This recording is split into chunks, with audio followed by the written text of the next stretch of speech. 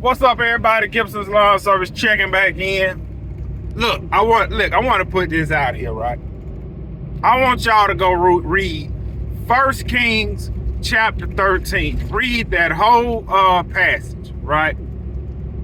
Look, if God got you on a mission to do something, if God has laid something on your heart, and you know without a shadow of a doubt that it's from the Lord, do not, I repeat, do not let somebody else talk you off of your purpose, your vision, or whatever it is that God has laid in your heart to do.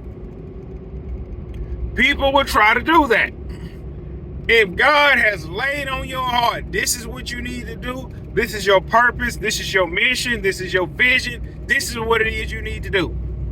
And you let somebody, man, I had a calling, man, bro, that you need to do this.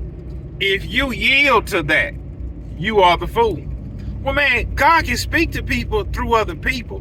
If God has already, go read 1 Kings chapter 13. That's all I'm about to say. That's all I'm about to say. Because if God has showed you 100% clear as water, this is what you need to do. This is your purpose. This is your vision. This is your mission. And you get off of that mission because somebody else said, man, God telling me this. You need to say, oh, all right, okay, I'm going to listen to what you got to say. I'm going to be real respectful. But God need to come tell me that. Well, man, you know, God, you don't have a relationship where God can just come straight to you. Well, it ain't getting done. You asking me about it? It ain't getting done. It ain't getting done. I don't care. Look, listen. Everybody got a purpose in life, and everybody has something that they should be doing. And if, like I said, if God has ordained it, this is what you need to be doing. This your purpose, this your mission, this your vision. Don't let nobody talk you off of it. Don't matter what happens.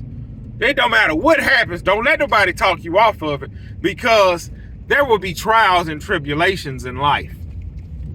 You don't know if those trials and tribulations in life is getting you prepared for the next thing. You see, I remember I had this foreman I worked for. Horrible boss. He was horrible. And at the time I was working, I was on what you call second shift. That's when I was in my full-time job. I didn't want to go to day shift. I want to say I didn't want to go to day shift because I was running my business, and I couldn't move to the overnight shift because I didn't have enough time at the job. Every day for 2 solid years, I was miserable. I was miserable, man. I was miserable.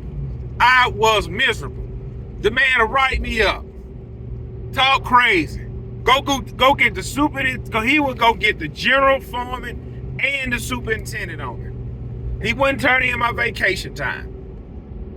I remember one time he gave me a day layoff, and then he called me at the house. Hey, bro, where you at? All of that, bro. I wanted to hurt this man. I would call the 1-800 number and complain. They would do nothing. I went above him and went and talked to his superior. That man sat me down in the office. He said, Gibson, this is going to stop right here. He said, because you are the one that he's been telling me about, that you don't want to do your job. Every time he come around, you're on your phone. He said, the buck stops right here, Gibson. He said, and if you go over my head, ain't nobody out here going to help you. This stops right here. I am siding with my foreman. That's what he told me. I called the 1-800 number a week in a row. This the hotline now. They ain't do nothing. Then one time, man, I was so fed up, I said, man, I'm going home. I ain't care if they was going to write me up. He said, hey, bruh, you want me to call the union? He just don't, he did this to his buddy. He just don't know. I got the union in my back pocket. For 2 years that went on. And I didn't understand why must I go through this? So I said, you know what? I'm going to try to be more respectful. That really didn't work. So then, I'm going to tell you what happened, man. I invited the man out to church. I ain't want to do it. I ain't going to lie. I did not want to do it. I hated the man. I did. I hated the man. I tried to pray for him. I tried to be nice to him. I tried to be respectful. So I said, hey, man, what you got going the weekend? I ain't got nothing going, bro. Probably just chill out. You know, we ain't working Sunday. So, man, you want to go to church? Yeah, bro, I want to go to church. So he ended up coming to church, right? Now, nobody knows what's on a man's heart except for a man, and nobody knows what a man when God's dealing with a man. Can't nobody say this, that, or the other. So he come to church. Long story short, he ended up coming to church and he ended up getting saved, right? So one thing I'm not gonna do is play with God, right? So I started bringing him to church maybe 3 times after that, okay? And he started kind of slipping. Like, I'm not gonna say going back to his old ways, because I don't know what's on a man's heart, but bro, I didn't do nothing to you, okay? I've tried to be nice. And I remember I was like, man, I'm just sick of dealing with this. This had been going on for 2 years, right? For 2 years. I'm talking about, this was a petty foreman. He'd do the kind of stuff, I'd be like, hey man, I'm leaving early. I'd be like, hey, you come to work and you're early, an hour later, 2 hours later, he'd turn around, write you up, you ain't do enough. Lack of production. Like, man, I told you I was leaving early. Or like one time he wanted me to well over 100 gallons of paint. You got painters all the way down at the bottom and I'm booming up in this man lift well. I said, man, I ain't gonna do that. That's gonna blow them boys up in this tank. Hey bro, you gonna do what I tell you to do. The general foreman said we gonna do it, you gonna do it. I said, I ain't doing nothing. I said, matter of fact, put me in for vacation, I'm going home. This is what he did. Okay, bro, I got you. He ain't put me in for my vacation. I come in the next day, superintendent, general foreman. Go back up. That's what he said now. Hey, Gibson, get your stuff. Go on up there and weld that shell butt. I said, man, what we gonna do about all this paint? Man, I'm not worried about no paint. They fixing to move it. Get your stuff together and go on up. Well, I did. I got my stuff together and went on up. Well, anyway, I was considered what you call they call them shot welders. Like X-ray and UT shots. I done a lot of that at my full-time job. Should I run this red light? Should I run the red light? We gonna run the red light. Man, I'm about to run in the back of this man. Well, anyway, I was real good as I was a shot welder. So, long story short, they was putting the boat in the water. When they put the boat in the water, they normally take their good welders and move them somewhere else. Well, they moved me to the shop. I get moved in the shop. I'm welding beside this guy. I'm explaining to him everything I'm going through with this foreman. He said, oh yeah, I'm thinking he wasn't listening. I was venting, right? And the guy I was working for, he was the supervisor I was loaned out to. If you didn't know the guy, you'd think he was a racist, but he's not. Nicest man in the world. So we was down there for like a week. We was down there for 4 days. Right? Before I went to the shop, my foreman, he said, hey, bruh, don't think you're staying down there. You're coming back. So, after I explained to the little work I was working with, everything I was going through, that foreman come over to me. I ain't going to run this light. I'm going to stop. Should have ran it. I should have ran it. Well, anyway, the foreman, he come over there. He said, hey, y'all going back to such and such Monday. No, he said Friday, y'all going back to such and such. So, he said, oh, Gibson, you wanted to stay?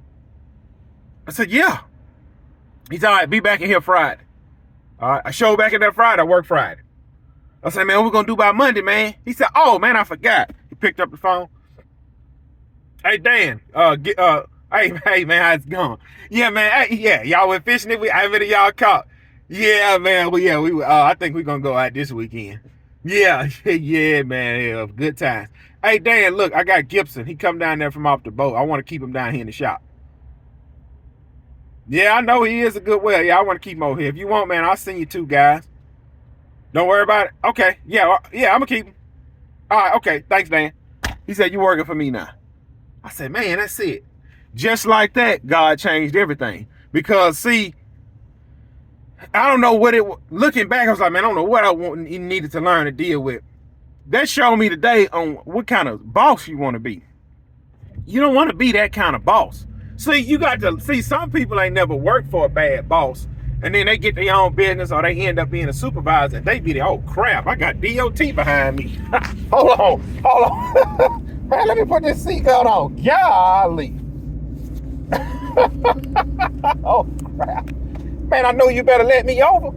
We a fight out here on side of this interstate. This Gibson's Lawn Service you dealing with, buddy. I don't care nothing about that badge or whatever it is you got on. I'm the man round here. I'm gonna tell you one thing y'all do when y'all get pulled over. See, look, y'all get pulled over. Y'all put y'all hands on the steering wheel. Y'all sit in the car with your seatbelt on and look straight. Man, when he pulled me over, he get out the car, I get out the car with him. I do that. When he pulled me over, I take the seatbelt off, I open it up, get back in your car. Hey man, what you pulled me over for? And then we talk. But anyway, so, like I say, just that fast, it was over. God changed the situation. And what I was about to say. Like, I've worked for guys that became supervisors. They tried to be cool, but you can tell they've never been in that situation before. Like, treat a man how you want to be treated. You're not, look, when a man come to work, you're not coming to work to give him a break. You're coming to work to give him a job. Like when I was working for a full-time job, hey Gibson, I need you welding from this seam to this seam. Here's your task sheet. Okay. I ain't know what's up, Gib. How you doing, man? Everything good? Ain't none of that. Hey Gib, I need you welding. I need you to start right here and get as much as you can. I don't have to come check on you. Want to know why I don't have to come check on you? Because numbers don't lie. I'm gonna put a chalk at where you start. I'm gonna mark where you start and where you stopped at. What you got is what you got. You weld at 50 feet, you weld at 50, you weld at 100, you weld at 100, you weld at 5 feet. Here goes some paperwork at the end of the day. But anyway, so that Monday, I go back in the shop. He called me. I ain't answered. Tuesday, that foreman came in that shop, went straight to the office. And then he walked out the shop with his head down. See, the whole time, bro, it was a battle in my mind with this, but it was like, man, God don't really hear me. I'm praying about this, but I'm dealing with this. That was for 2 years, man. I was miserable for 2 years. You can ask my wife. Bro, I was miserable for 2 years. I was dating my wife at this time. But anyway, it was over with. So you know, look, so and you never look what you're supposed to go through. You're supposed to go through. What God has you doing, that's what you're supposed to do. Do not listen to. I'm not saying don't listen to nobody else, but if it's crystal clear on what God have you to be doing, do not let nobody talk you out of your blessing. That was a blessing for me to go through that. Now I know how to deal with a man. Do I turn here? Yeah, 46. But anyway, man, just want to put this quick video out here. I kind of lost my train of thought. The little state trooper boy spooked me. But anyway, I got to get back on this grind, man. I'll catch y'all on the next one.